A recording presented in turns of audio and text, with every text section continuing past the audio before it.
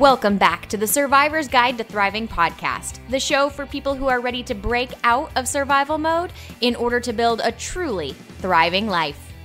I'm Amanda Solman, and along with Mark Jewell and the rest of my team here at Mark Jewell Speaking and Training, we break down common roadblocks that keep people stuck surviving and share ideas to help you thrive each and every day. I know you're not supposed to have favorites among your clients because, they're kind of like children in that way. But the truth is, both in my previous role with an advertising agency and in my current role with MJST, there have definitely been a few clients who are extra special to me. Ironically, two of them have been wonderful, kind, generous cattlemen from the great state of Texas. Lucky for you, today you'll have the pleasure of meeting one of them. Joe Fuller is the National Farm Production Consultant Leader with Purina Animal Nutrition, and he is passionate about helping people become the best version of themselves possible. In our conversation, we dig into the importance of identifying your personal mission, values, roles, and goals, and how getting really clear on those items can help you work through some of your biggest decisions in life. We also talked about internships, mentorship, and guiding young professionals. I always appreciate Joe's insight and wisdom, and I hope you will too. Enjoy. So, folks, we have a real treat for you today.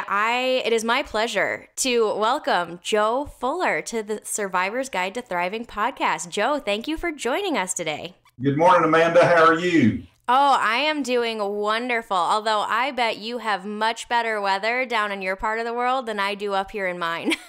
Here in Texas, we do have a pretty day today, and it is clear and going to be up in the almost to the 60s. So we're looking forward to it. Man, I think I've got a high of like 30, so I am jealous. But so let's go ahead and jump right in, Joe, to our conversation. So before we get started, I would love, just for people who don't know you, can you tell us a little bit about who you are and, kind of how did you get to where you're at today? Absolutely. Thanks, Amanda, and glad to be on the podcast today. I am the National Farm Production Consultant Leader for Purina Animal Nutrition, which is one of the companies that is owned by the co-op Land O'Lakes, Inc., which is headquartered out of Minnesota. And I've been with Purina Animal Nutrition for 25 years, celebrating 25 years this January. And I've always had a passion for agriculture, had a passion for leadership, and had a passion for people. And I started that journey all the way back and graduated from Texas A&M University. I am an Aggie in animal science and was involved in the purebred cattle industry for several years, and then had the opportunity and always admired Purina Animal Nutrition from afar, and had the opportunity to go to work for them in sales, and started as a district manager in Central Texas, and then worked my way around through various sales and sales management roles, area sales manager, division sales manager, and always enjoyed helping people attain their career goals, helping them get better.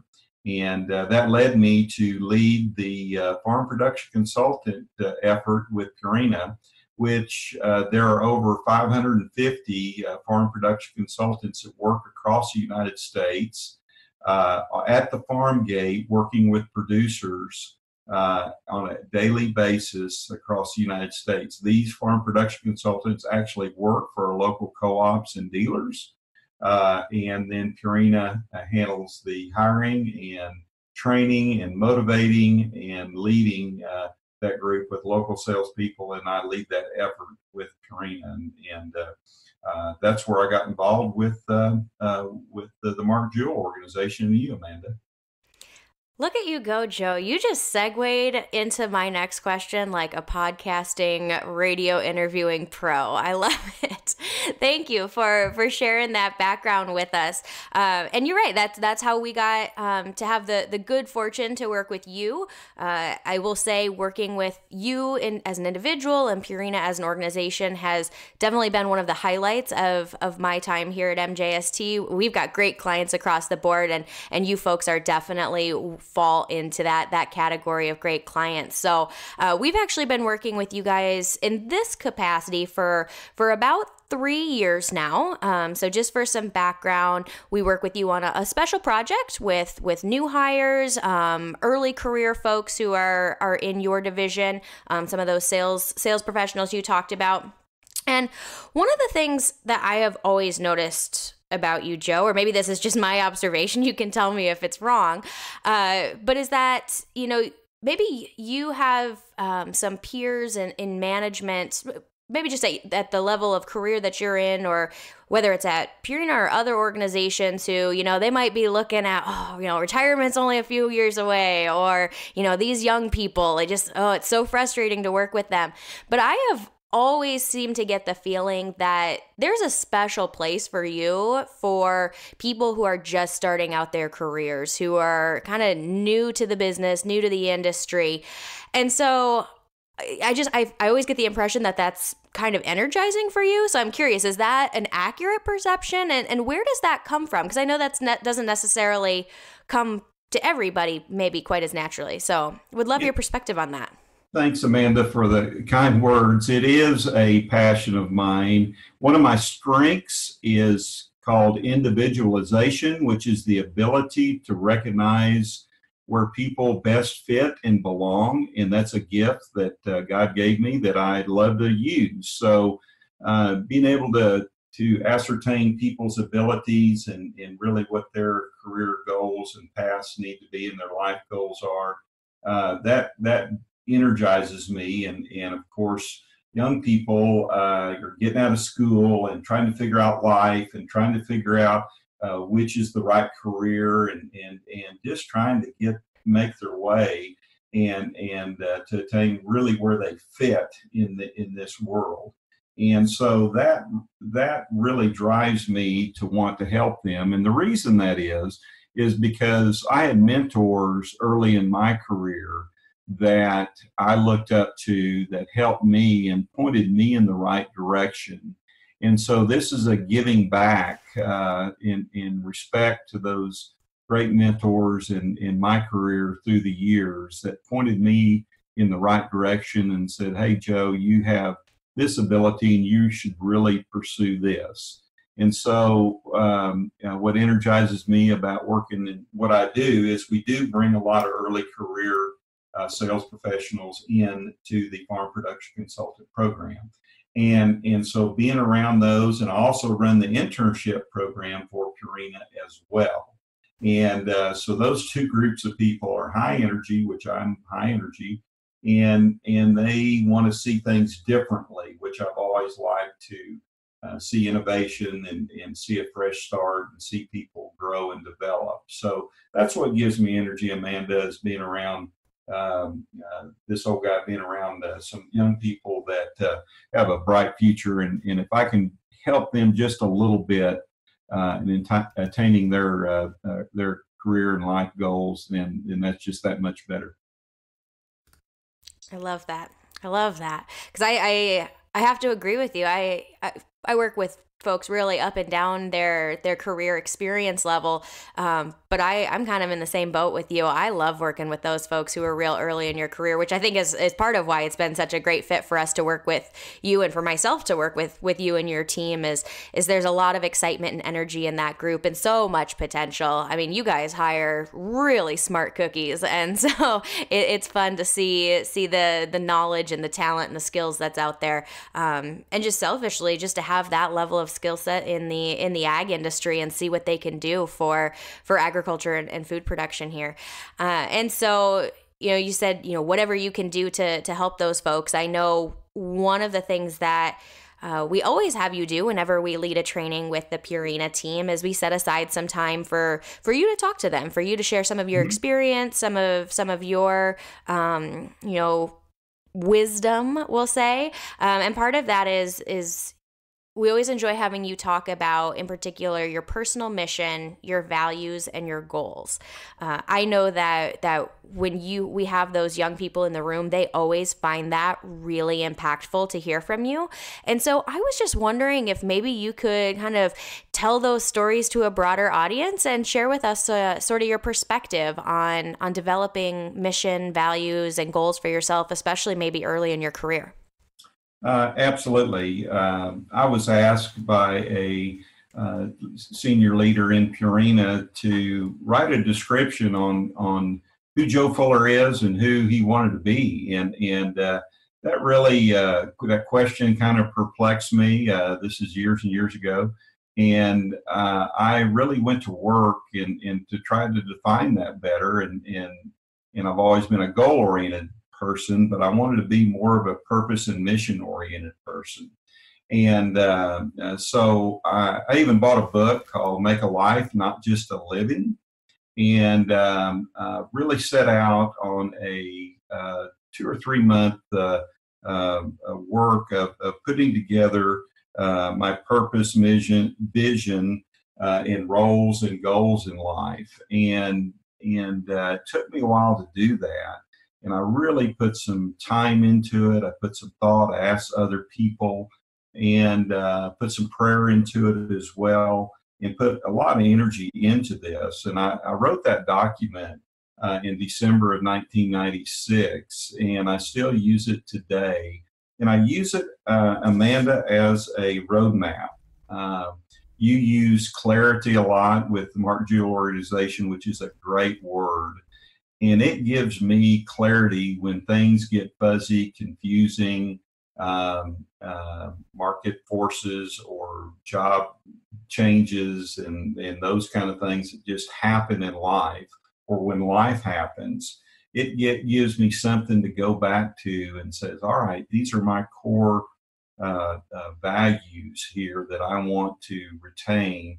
And I've got overall goals that I want to achieve in my life. And I want to have to attain the very best that I can. And so I go back to that document and say, hey, this is who you said you were those years ago. Is that really true? Are you are you telling yourself the truth? And is this where you really want to be? And so it's helped me to really stay focused and on the right path. So first, what I did is I developed a purpose statement, and of course I wrote this down and I carry it with me, which is very important to write it down and to carry it with you and to look at it. And so I decided that, what is my ultimate purpose? And my purpose is to serve the Lord and help other people. So if I can't do that, then when I get off track, then I'm usually not serving other people on behalf of the Lord. And that's really the purpose of my life. And I want at the end of my life for Jesus to say, well done, good and faithful servant. And that's really the purpose of my life. The vision in my life is that vision helps me see with clarity where I want to achieve and what I want to be and what I want to visualize who I am. And I want to model integrity and inspire others in my sphere of influence. I want to be a family man that is also balanced in life, that will balance of work and life balance with family, and give back to that and give back to the community, and then be seen as a business leader, a servant leader in my organization, and seek those vital relationships on a daily basis. And so that vision and that clarity, as you call it today, that has helped me so much to just stay on track. And then we all have roles in life. Everybody has a role that we need to fulfill and fulfill it very well. And those roles include being a faithful family man who is professionally and physically, emotionally, financially, and spiritually fit to handle my duties. And those are that's saying a lot in a little bit there. But if I can't be fit or be either physically fit, financially fit, emotionally fit, then I'm not going to be able to give back to the highest degree that I can. So writing down those roles and taking seriously those roles and responsibilities is so very important. And then when you write those roles down and you have multiple roles, we all, Amanda, have multiple roles in our life. That's where you look in and say, hey, I've got a role as a father, as a husband, as a leader, and where am I laying down there? And so by writing those roles and responsibilities down, it keeps you centered and say, you know what, I'm getting a little out of balance here on this husband deal, and I need to take my wife out on a date, and I need to rebalance that a little bit because I've been working crazy hours and been on the road a bunch. So this offers me a written document to kind of check in and keep me accountable to myself and making sure that balance is where it needs to be. Many of these documents can just be a goal document. And I don't want to discount goals at all, but it's not just about goals. It's really about that purpose, vision, and your roles. And those all roll up to help you achieve your goals. And so I've got goals that center around faith, family, career, financial, physical fitness, and personal. And those all roll up and are all rolled up into one overall goal in my life. But I couldn't do that if I didn't keep my purpose centered, my vision clear, and my roles and responsibility balanced. That helps. All of those things enable me to achieve the goals that I want to achieve. The other thing is the goals need to be actually measurable, and those need to be. You need to have some targets and some numbers, deadlines, time specific. All of those things are so very important. Again, to give yourself accountability to achieve those goals. Absolutely. There's so much good stuff there, Joe, in what you were saying. I'm wondering if you can dig in a little bit. So obviously you wrote those for the first time, you said back in 96. So yep. That's, more than 20 years ago.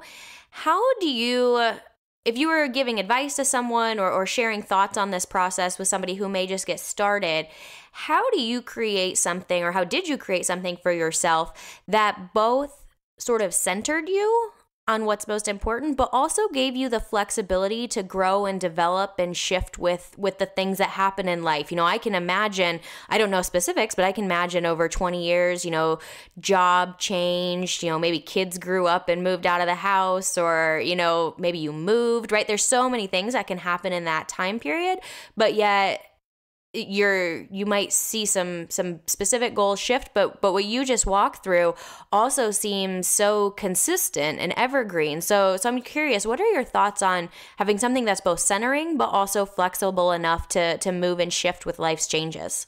Sure, Amanda. Just to give you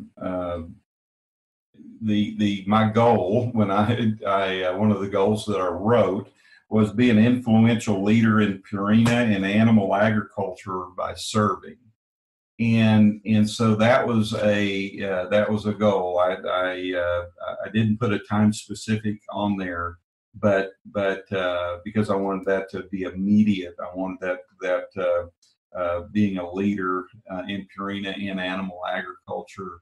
I felt strongly that that's where I wanted to be. That took me through some changes in careers, changes in job titles, and all of those things but seeing myself and having that goal of being a leader, that never did change, and it stayed consistent through those somewhat turbulent times throughout Purina's career. We were bought out 3 times during that time period, and I changed several roles during that time period. But wanting to be that leader never changed. The financial, provide for family and be financially independent by 2015. I missed that by a year, but I had a target, and that was 19 years out when I did that. So I hit it at 20 years instead of 19. But in my definition of independent, I'm not wealthy by any stretch, but be able to hit the financial targets and give yourself some flexibility there to define that. So you make these goals not so specific that it binds you up and keeps you from doing things that maybe you should not do. Keep them a little bit broad, but also keep them specific and time bound a little bit, that you can achieve them and look back at them with satisfaction when you do attain them. And the other thing I would say to these in this mission statement is to share it. I share this today.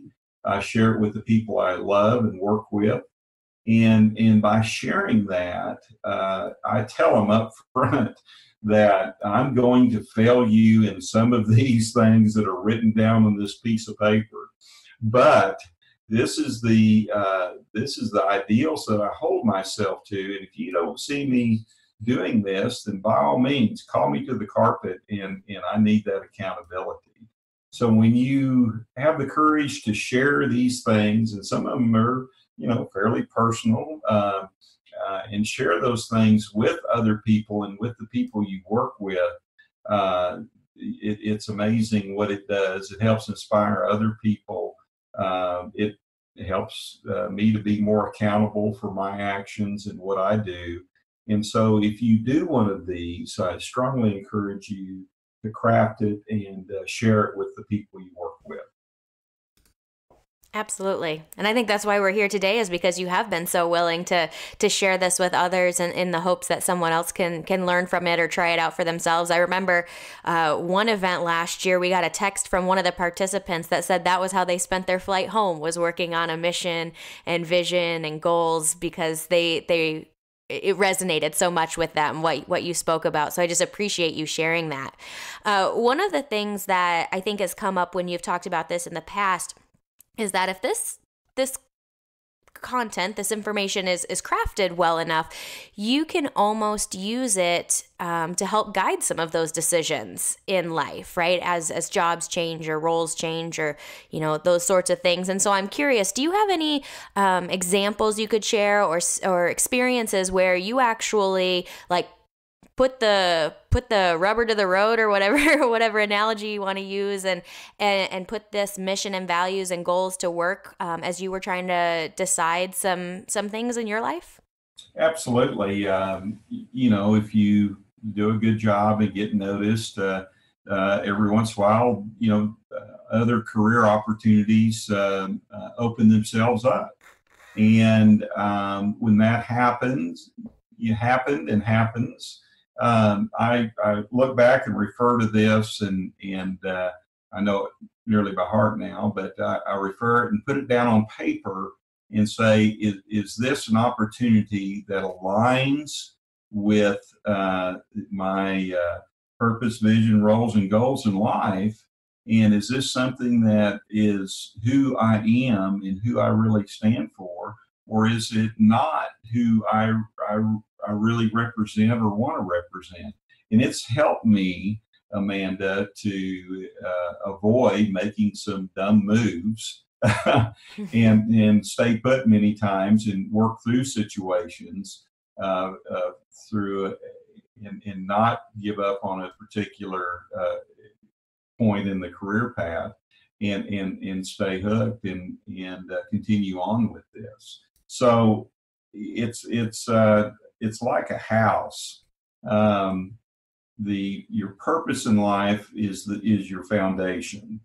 And the windows in the house are like the vision that you have. And then all of the furniture inside and all the appliances are the roles that you have. And then that peak of that roof and that ceiling and that roof are your goals. And so that's how I kind of use that to work through any career changes or opportunities that I have. Hey, does this fit and is aligned with my overall mission in life? And so it's helped me several times to not make a boneheaded move. Because we can all be boneheaded at times. Absolutely, absolutely, and I know that's something that is always, it can be challenging, right? So if a new opportunity presents itself personally or professionally, I think that's where a lot of people get stuck is, am I making the right decision, the wrong decision? And so to have any sort of framework that you can sort of measure those decisions against, I think can be helpful for a lot of us. So I appreciate you sharing that. And make sure you put those decisions on paper and really, you can do the pros and cons. I do that as well with any major decision. Or SWOT analysis, strengths, weaknesses, opportunities, and threats. That's probably a more complete way of doing it. Do a SWOT analysis, but do it in the framework of who you are, and if that really fits your mission there. So that's how I do it. And then when I look back and see this and see how it's worked out, it gives me confidence with each new decision. So that confidence that I approach things is partly due to this overall mission statement that how I approach my career and life. It helps that confidence, which is so very important. Absolutely. Man, I've heard of pros and cons lists, but I'm going to start using that SWOT analysis trick. I like that one. It hits on my marketing foundation. So very good, very good. I want to dig a little bit into specifically some of the goals you were talking about. So one of the things that we teach here at MJST is what we call the Thrive with 5, right? So these are those daily habits related to health, connection, relationships, work, contributing to your community and society that, you mentioned very similar topics. We hear that from a lot of successful people that when they invest regularly in these areas of life, it helps them be successful. And so the first time I heard you talk about your goals, and I don't think you had even sat in on one of our sessions about the Thrive with 5, as you mentioned, being fit physically, emotionally, spiritually, financially, I was like, hey, Joe is speaking our language. It was right on target. I love it. And so I'm kind of curious. I think most of us feel like we are sort of living in a time where it's really easy to get sucked into one area of life, specifically work, and just go really hard and maybe neglect some of those other areas of our lives. And so I'm curious, what was it to you back in 96 when you were writing these goals that was so important to you to identify, it's not just about me being the best I can at work, but I also need to be investing in these other areas? That book helped me. I'm drawing a blank on the author right now, but Make a Life, Not Just a Living. It was a Christian-based book that made you look at your whole life and your whole being rather than just what work is. And I would tend to overwork and spend more time than not with family. So I understood that was a weakness of mine that I needed to address. One of the other heroes that I have that Purina has is William H. Danforth, the founder of Ralston Purina Company. And he had a 4-square philosophy of life. And you can pick that up in the I Dare You book that is still given to this day. The I Dare You book is a great read. And it kind of reminds you that things are always changing. but the basics in life don't really change in how to be successful. And he had a four-square attitude in life where he said he wanted everybody to think tall, which was mean think strategically, and think with goals in mind. Smile tall, which is a great attitude, energy, enthusiasm, confidence. He believed in smiling tall. And then standing tall. He believed in physical fitness and that was a key to living a life that was most rewarding. And then the final in his four-square philosophy was to live tall, and that meant to have a strong character, have faith, and give back to fellow man. So Amanda, those kind of really helped guide me in developing my mission statement. What y'all do at the Mark Jewell organization with your Thrive with Five is fantastic, and y'all are right on target with that, and keep on preaching that.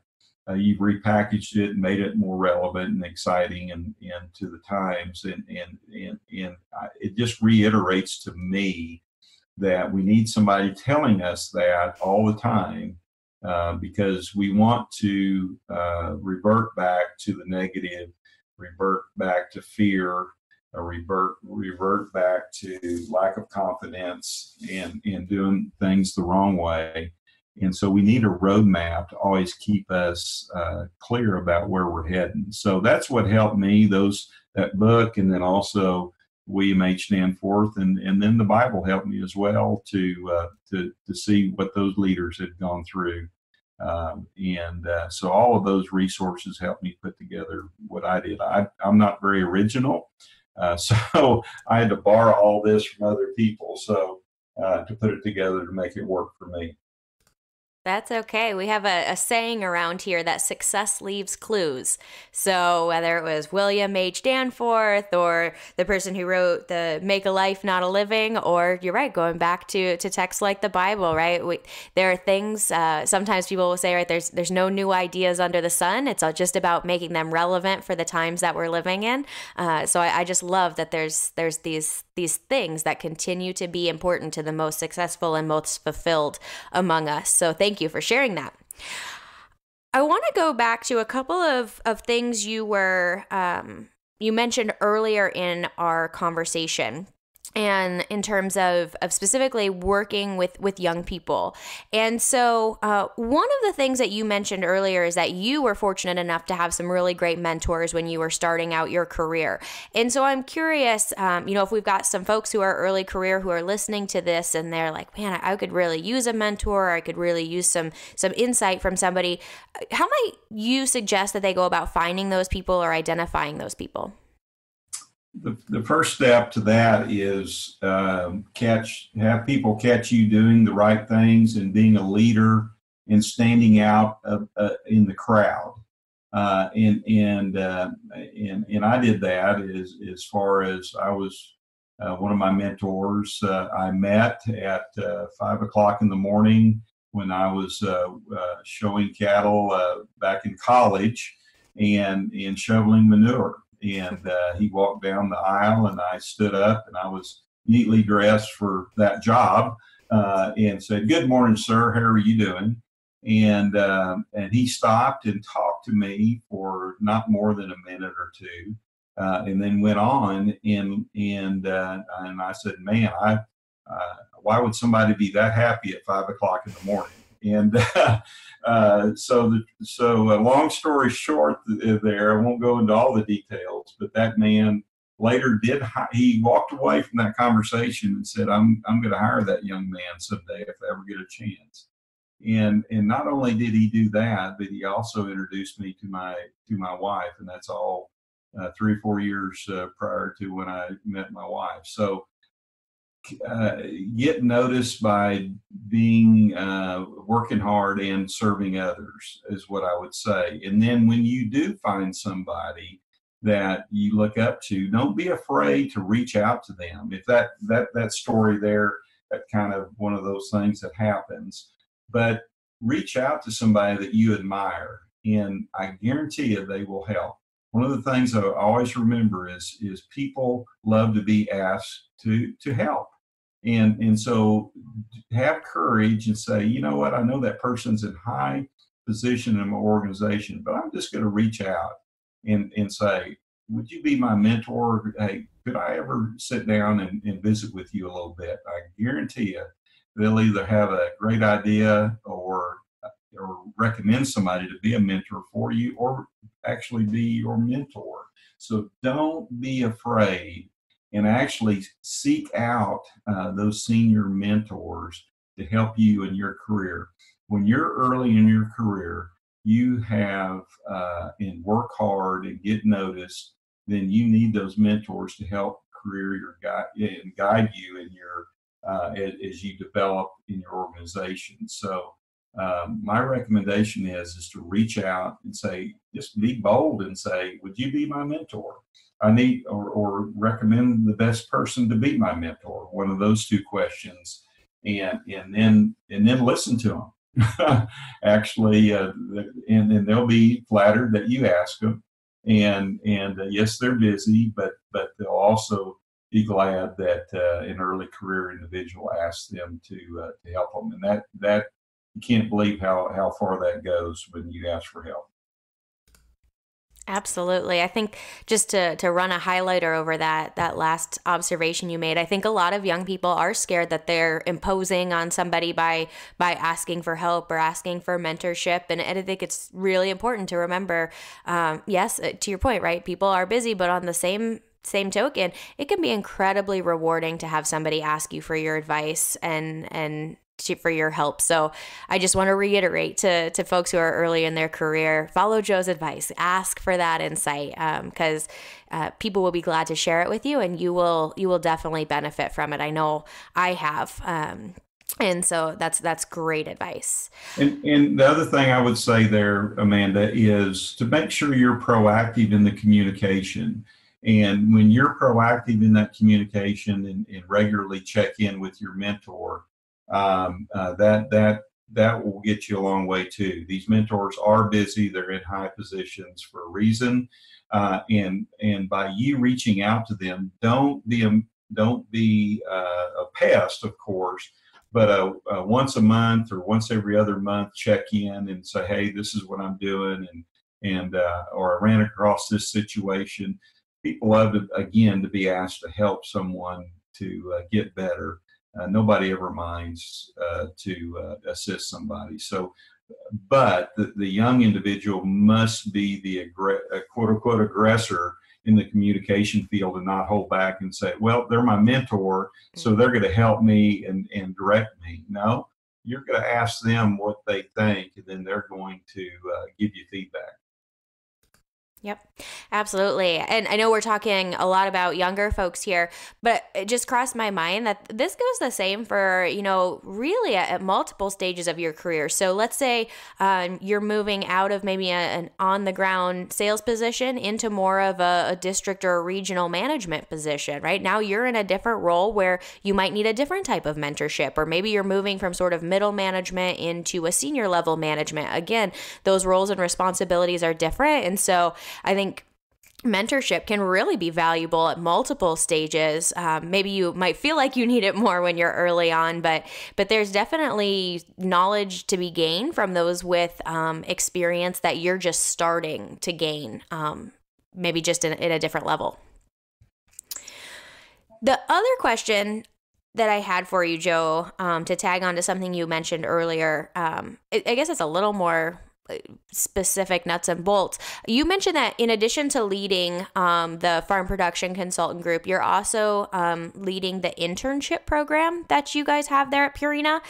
And I think different organizations get involved in the internship game in different ways. Some don't do it at all. Some are really into it, and some kind of are in the middle. I also think people have different philosophies about interns. Sometimes it's like, okay, we're going to hire some interns to do the grunt work that we don't want to do, whereas other organizations maybe do a little more in terms of project work or things like that. As somebody who really benefited from internships, I had numerous internships when I was in school.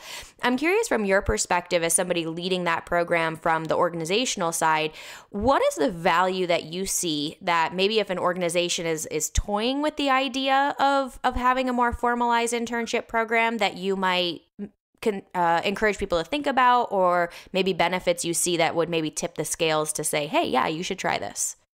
Well, I think of the internship program, of course, as really talent recruitment, and everybody obviously thinks about that, and that's so very important. The turnover in our organizations with the age of the just the ag employees is huge. So the baby boomers are going out over the next 5 to 10 years. They'll be transferring out, and we have to bring in new talent to best talent into our organizations, a diverse talent that's different than what it was. So how do you do that other than to try to expose your organization to a wide variety of people, of students that want to do a summer? We do a summer internship that's a 12-week internship. I don't know how else you do it unless you just expose those students to a great experience.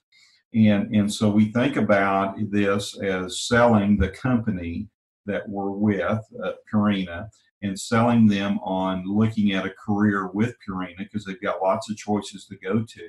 So I think of it as a selling proposition, which is develop a relationship,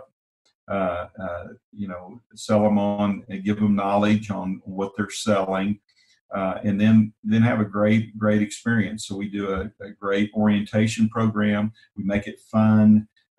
We strive to make sure they network with the other interns and get exposed to lots of different people within Purina. And then we put them out locally in a local dealer or co-op, and they actually work for that dealer or co-op for the summer with the sponsorship of a local Purina salesperson, overlooking them, help them design the projects to do that summer and things. Then we ask them to come back and do a professional wrap-up at the headquarters. And again, it exposes them to a different group of people. Our CEO, Beth Ford, came in there and listened to many of the presentations and gave a little talk there, which was neat. So it really is a selling tool to sell those that young talent to, hey, take a look at Purina. We're a great place to work.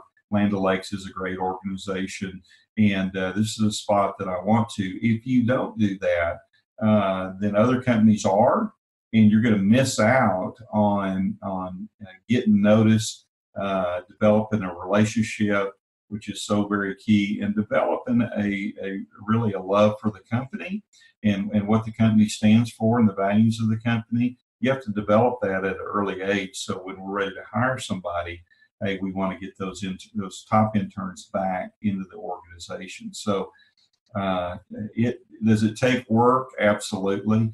But don't do it all yourself, and make sure that there's a purpose for the internship, that there's a great project. The other thing is we sell the dealers and co-ops is be open to what these interns bring you as well, because they have a whole fresh perspective.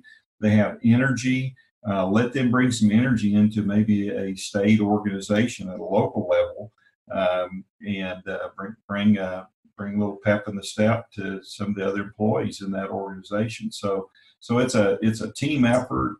We have our college recruiting team does a great job in helping source these. Our salespeople help work the career fairs as well at the universities. So it also gives some exposure to your organization in a broader sense in those universities and get noticed.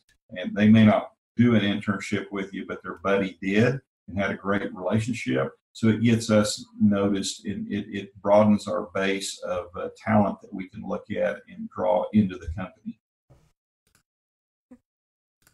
Absolutely. There's so much good stuff there, from, building a talent pipeline to, really creating that culture purposefully and early on, to making people feel significant. I love that idea of being open to what these young folks can bring to an organization from the beginning. Because if I feel important, man, I want to be part of your group because you made me feel special. So I love that.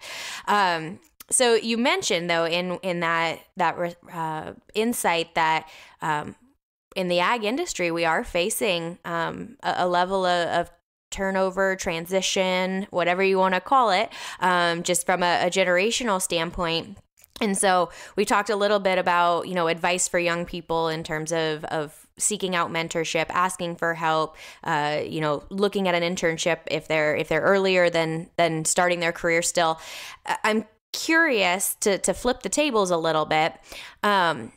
What advice might you give to some of your peers or colleagues who might be on the other side of that chain, where maybe they're struggling to work with some of their young employees, or they're not quite sure about bringing that college graduate in to their organization? What pieces of advice might you share with them? The first thing I say is that remember when you were that age and just got out of school, and put yourself in the shoes of those early career individuals. And were you the polished professional that you are today? Did you have all your stuff together, and did you understand how everything worked?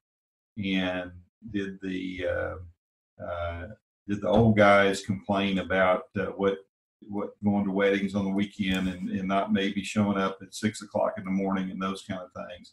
Think back when you started. So I try to put those more seasoned managers, think back when you were that age, put yourself in their shoes, and what did you want from your supervisor? And what people want is feedback. They want time. They want encouragement, and they just want to be with somebody that helps them to make them better, because they know, the early career individual knows that they're not perfect and they need to learn a lot. So they're just hungry for that knowledge and training and that mentorship, that time, just simple time together. If it's a sales situation, nothing takes the place of a seasoned salesperson riding along with a beginning salesperson for really, days and weeks on time, because that's really how the learning happens. When you're in front of a producer trying to help them with their animal operation, and you're trying to help that producer, and you have that seasoned veteran help you and walk through that call, do a pre-call planning, then observe, have the seasoned salesperson watch the new salesperson go through that call, and do a post-call follow-up, and talk about that windshield time, and that time together is invaluable. And what I see, even with our organization, is we're so spread out, we're so busy today, that I think that we don't give that proper training and that proper time with the new sales professional or the new employee just out of school, and we're expecting them to be a 20-year professional. And that's not the case. So it's really back on the managers. I tell them it's back on you, and it's back on your feedback, because we know, and as a training organization, the supervisor is the number one key to success and happiness of an employee. And so I put it back on those senior. If you're losing early career individuals to, just rapid turnover, there's going to be some of that because of life changes. And I tell them to expect that. But I'd rather have a great young individual for 2 or 3 years than a mediocre older individual for 10 or 15 years. So give me that great, energetic young individual that's got a little bit to learn, but brings some things to the marketplace, versus maybe the tired, seasoned person that really is not tuned in to that career at that time. Expect turnover. I'll tell them that, but work your tail off to prevent turnover. But it's going to happen just because early career individuals don't have their personal life changes, and where they want to be, where they want to end up. Maybe the career they picked is what they thought they wanted, and it's not. That's just part of it. Unfortunately, we'd like that to be perfect, but it's not always perfect that way. But risk, because the benefit is you'll pick up a percentage of those people that stay with your organization are going to be superstars and going to be the leaders of the future. And if you're not doing it, somebody else will be. Absolutely. And thankfully for us, you have given us the opportunity to work with some of those superstars, and it has been very, very fun. And yeah, you have some good ones. I look forward to seeing where they go, because they've definitely got that potential for sure. Thank you very much for sharing that advice. I think it's so true. It's hard because as managers, we are strapped for time. There's lots of things on our plate. I always say, being in somewhat middle management, it can be one of the hardest jobs, because you've got to answer to both the people above you and the people below you sometimes. And so you're getting pulled in lots of different directions. But I think that great managers do learn that time together with their next generation is so critical.